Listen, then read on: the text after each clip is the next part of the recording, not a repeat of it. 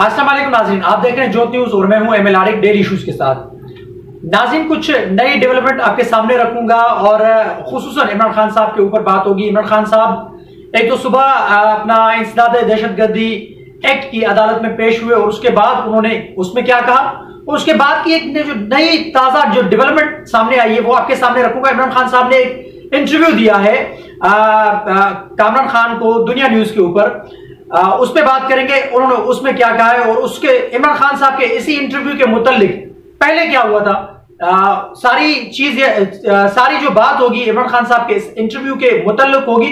जो इंटरव्यू में इमरान खान साहब ने कुछ यानी एक तस्दीक की है कुछ चीजों की और कुछ नए उन्होंने यानी हैरानकुन बातें नहीं की हैं उन्होंने, उस पर बात करते हैं। इमरान खान साहब आज इंसदाद दहशतगर्दी अदालत में पेश हुए और उनको फिर उनकी जमानत में तौसीक दी गई, लेकिन अदालत में दाखिल होने के वक्त उनसे कई सहाफियों ने उनसे सवाल किया। उन सवालों के जवाब में इमरान खान साहब ने कहा कि मैं बहुत ज्यादा खतरनाक हो गया हूं और सबके लिए खतरनाक हो गया हूं। उसके बाद उन्होंने थोड़ी सी मीडिया से बात की कि मेरे ऊपर जो केस लगाया गया है क्या मैं दहशतगर्द हूं और पूरी दुनिया के अखबारात के अंदर फ्रंट पेज पे खबर आई कि इमरान खान को दहशतगर्द बना गया।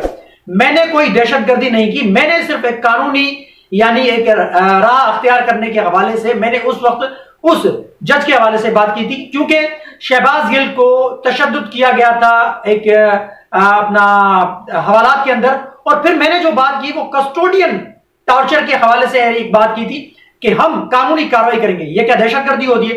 यानी उससे लग रहा था कि इमरान खान साहब शायद माफी नहीं मांगेंगे आने वाली इस समाअत पे, क्योंकि इमरान खान साहब को जो जमानत दी गई है 22 सितंबर तक इमरान खान साहब की जमानत है उसमें इस केस के अंदर।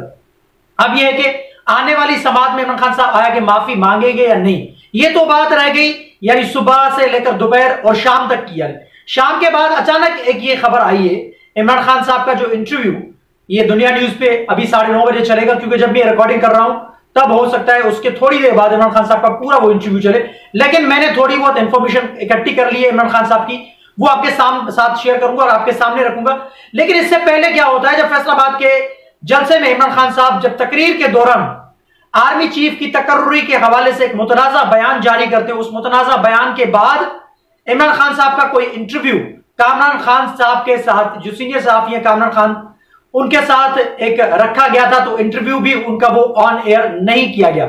लेकिन आज जो ये इंटरव्यू इमरान खान साहब का हुआ है आज कामरान खान के साथ दुनिया न्यूज के ऊपर वो ऑन एयर भी हो रहा है और उसमें इमरान खान साहब ने कई सारी चीजों से यानी उन्होंने उसकी तस्दीक की है। तो आपके सामने एज इट इज जो इमरान खान साहब ने इंटरव्यू के अंदर जो सवालातों के जो जवाब दिए वो आपके सामने रखता हूं, फिर उसके बाद थोड़ी सी बात करेंगे या थोड़ा सा तज्जिया उस पर करेंगे।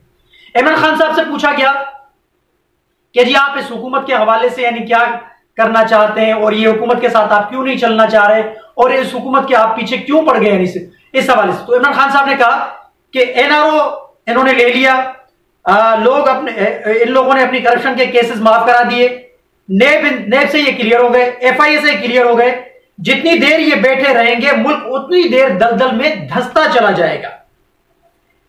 आईएमएफ पहले से ही कह चुका है कि पाकिस्तान के अंदर सिविल स्ट्राइक हो सकती है, लोग सड़कों पे आ सकते हैं, और ये बिल्कुल कह रहा है आईएमएफ कह चुका है अपनी अपना कंट्री रिपोर्ट के अंदर। आईएमएफ ने कहा था कि पाकिस्तान के अंदर हो सकता है कि आने वाले वक्त के अंदर लोग सड़कों पे निकले और मजीद महंगाई भी होगी। और इमरान खान साहब के मुतालिक भी उन्होंने कहा था कि हमारे साथ जो पाकिस्तान की हुकूमत ने साबका हुकूमत इमरान खान साहब की हुकूमत ने जो मुआहदे किए थे उन मुआहदों से इमरान खान साहब की हुकूमत ने इनराफ करके वो मुआहदों का पास नहीं रखा उन्होंने, और उन्होंने वादों की खिलाफ वर्जी की, जिसकी वजह से पाकिस्तान की आज जो मईशत की ये जो हालत है उस पिछली हुकूमत के यानी हमारे साथ जो मुआहदे थे उन मुआहदों पे अमल पैरा ना होने की वजह से पाकिस्तान आज मुश्किल मुआशी हालात का शिकार है। तो आगे कह रहे हैं इमरान खान साहब के कह चुका है और जिधर पाकिस्तान जा रहा है कि मुझे खौफ है कि जिधर पाकिस्तान जा रहा है कि कहीं हमारे हाथ से ही ना निकल जाए। हमारी मईशत तेजी से नीचे जा रही है, आईएमएफ का पैसा भी आ गया लेकिन रुपए की कदर में इजाफा नहीं हुआ, मजीद रुपया गिर रहा है, इसमें कोई शक व शुबा नहीं है। इस हुकूमत ने जो कर्जा लिया है आईएमएफ से, मजीद हम बोझ तले दब गए हैं आईएमएफ के कर्जों के हवाले से, और मजीद रुपए की कदर जो है वो कम होती जा रही है। और अपना डॉलर आज 230 रुपए फिर हो गया। डॉलर की ऊंची उड़ान है, मईशत गिरती जा रही है, महंगाई मजीद बढ़ रही है, लोगों की कुव्वत खरीद खत्म हो गई है। मुल्क के जो हालात हैं इंतहाई खराब है। मुल्क के अंदर सैलाबी सूरत हाल है, बारिशों के बाद जो अभी रिहेबिलिटेशन का सिलसिला है वो अपनी जगह पे मौजूद है। लोग इस वक्त भूख और अफलास का शिकार हैं। कई सारे वबाई अमराज जो हैं वो पाए जा रहे हैं बच्चों में, हामला खवातीन के अंदर, बूढ़े लोगों के अंदर। तो ये मुल्क हमारा इंतहाई मुश्किल हालात से दो चार है, इसमें कोई शक व शुबा नहीं है। अगर डिफॉल्ट कर जाते हैं जो फिर उस वक्त बेल आउट करता है, तो मुझे यह खदशा है कि वो पाकिस्तान के नेशनल सिक्योरिटी के ऊपर अपना हमें कहेंगे और ये कहने को करेंगे फिर हम पैसे देंगे। यानी इमरान खान साहब का कहना है कि अगर हम इस वक्त अपने मुल्क के हालातों को संभालते नहीं है और मुल्क अगर मजीद मुश्किल में धंसता जा रहा है, तो आगे जो हालात होंगे वो हमारे लिए बड़े खतरनाक होंगे। क्योंकि आईएमएफ के पास अगर हमें फिर दोबारा बेल आउट पैकेज के लिए जाना पड़ा, तो फिर वो हमारे नेशनल सिक्योरिटी के ऊपर वो जाएंगे और जो हमारे एसेट्स हैं यानी नेशनल सिक्योरिटी वाले, उनके ऊपर वो हाथ रखेंगे और पहले वो कहेंगे कि इनके साथ हम हमारे ये शर्त शराइत हमारी मंसूब है इस कर्जे के हवाले से, तो अगर ये आप करते हैं तो फिर हम आपको कर्जा देंगे। ये बातें दुरुस्त हैं, सही है, काफी हद तक ये चीजें ठीक हैं। और सैलाब ने बहुत सारी तबाही मचाई हुई है, इसके सैलाब में बहुत तबाही हुई है, उसके मजीद आगे नुकसान होंगे। 2010 से भी ज्यादा नुकसान हुए हैं और हमें मिलकर मुकाबला करना होगा और बैरूनी मदद भी हमें दरकार होगी। सिंध के अंदर जो हालात हैं वो बड़े खतरनाक हैं और बड़े जो लोग हैं या जमींदार लोग हैं, जो वडेरे लोग हैं, वो पानी का रास्ता बंद करके गरीब किसान को उसका नुकसान देते हैं और गरीब किसान बेचारा डूब जाता है। हमारी हुकूमतें हैं, हम सारे इस्तीफे दे सकते हैं। एक तरफ कहते हैं कि सारे मिलके काम करो, दूसरी तरफ हमें दबाने की कोशिश की जा रही है या हमें कोने में दबाया जा रहा है। मैं जब चाहूं लोगों को सड़कों पर ला सकता हूं और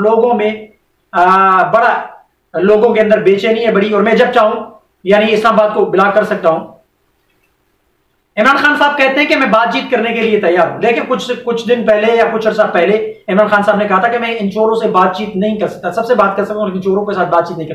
लेकिन आज इस इंटरव्यू में इमरान खान साहब ने कहा है कि मैं बातचीत करने के लिए तैयार हूं, इलेक्शन के हवाले से हर चीज पे बात हो सकती है, अगर बात करने का मौका दिया जाता तो शायद मैं माफी भी मांग लेता। ये इस्लामाबाद हाई कोर्ट के उस जस्टिस ज़ेबा चौधरी के केस के मुतल्लिक के हवाले से, यानी वो उन्होंने कहा है कि अगर मुझे रोस्ट्रूम पे जैसे मैं जाने की इजाजत मांगी तो मुझे अगर बोलने दिया जाता तो शायद मैं माफी भी मांग लेता।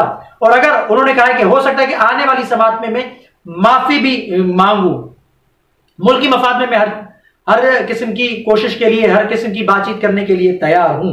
इस्लामाबाद हाई कोर्ट में माफी भी मांगूंगा। अमेरिकी सफीर की मुलाकात के हवाले से भी उन्होंने देखे तस्दीक कर दी है, तरदीद नहीं की। अब यूथिये जो है इमरान खान साहब के जो कारकुनान है जो कह रहे थे जी गलत खबर है, कल जो खबर आई थी, और फवाद चौधरी के हवाले से जो खबर आई वो भी दुरुस्त है खबर। फवाद चौधरी ने भी 8 सितंबर को मुलाकात की थी अमेरिकी सफारत खाने के अंदर। ये मुलाकातें हो रही थी, बैकडोर राब्ते जारी और सारी थे, और पहले भी इन सारे मामलों के ऊपर बात हो रही थी। देखें, सियासतदानों की जबान जो है वो जलसों के अंदर एक होती है और अंदर इंटरनली तरीके पे जब राब्ते होते हैं जहां पर वहां पर कुछ और बात होती है, तो पब्लिक को भी तो दिखाना है ना, जाहिर सी बात है। पब्लिक के अंदर अपना भरम भी जारी और सारी रखना होता है, भरम दिखाने के लिए भी होता है, लेकिन बैकडोर जो राब्ते होते हैं उसमें कुछ और ही तय पाया जाता है। अब ये जो सारी चीजें हुई है, आज का जो इंटरव्यू हुआ है, या एक और अहम बात है जो आर्मी चीफ के मुतल्लिक उन्होंने की है, तो उन्होंने कहा अमेरिकी सफीर के साथ मुलाकातें यानी होती है, मुलाकातें यानी हुई, उन्होंने यानी तस्दीक की इस चीज की, और उन्होंने कहा कि मैं इंतहाई यानी उन्होंने सख्त वो कहा यानी जोर देके कहा कि मैं अमेरिका का मुखालिफ नहीं हूं, मैं अमेरिका से बेहतर ताल्लुकात चाहता हूं, मुल्क की मफाद में हमारे कि अमेरिका से हमारे अच्छे ताल्लुकात हों। तो ये तस्दीक हो गई। तो तहरीक इंसाफ वाले भी ये देख लें, वो जल्दी से जैसे कहते हैं किसी की खबर अगर होती है जी झूठी खबर है, ये हो गई, वो हमारा दुश्मन कोई आपका नहीं है। एक खबर जो होती है वो आपके लीडर के हवाले से वो खबर ब्रेक की जाती है, लोगों को इंफॉर्मेशन पहुंचाने के हवाले से सहाफी अपना काम जारी और सारी रखते हैं। तो आपकी इत्तला के लिए अर्ज है कि आपके लीडर इमरान खान साहब ने आज ये इस चीज की तस्दीक कर दी है कि मुलाकातें हुई है। फवाद चौधरी ने भी मुलाकात की है, और ये जो रॉबिन राफेल से जो मुलाकात हुई है इमरान खान साहब की, साबिक अमेरिकी सफीर और जो CIA की एनालिस्ट भी रह चुकी है, उनके साथ जो मुलाकात हुई उसकी भी तस्दीक हो चुकी है। इसमें आर्मी चीफ के मुतालिक उन्होंने कहा कि army chief general Qamar Javed Bajwa को एक्सटेंशन दी जा सकती है, इलेक्शन कराए जाएं, इलेक्शन के बाद जो नई हुकूमत आए वो नए आर्मी चीफ की तैनाती करे। अब ये देखिए, जो सारी जो चीजें हैं ये ऐसे ही नहीं होती, ये बैकडोर राब्ते होते हैं। और पहले फैसल वाडा ने जो एक खबर दी थी अपना डॉक्टर शाहिद मसूद के प्रोग्राम में, वो खबर सच साबित हुई, जिसपे हमने भी प्रोग्राम किया था। हमने भी आपको बताया था कि जो इस नवंबर में पाकिस्तान के अंदर जो सियासी मौसमियाती तब्दीली जो इस नवंबर में होनी थी, वो अगले साल अगले नवंबर में 2023 के नवंबर में वो मौसमियाती तब्दीली होने का इम्कान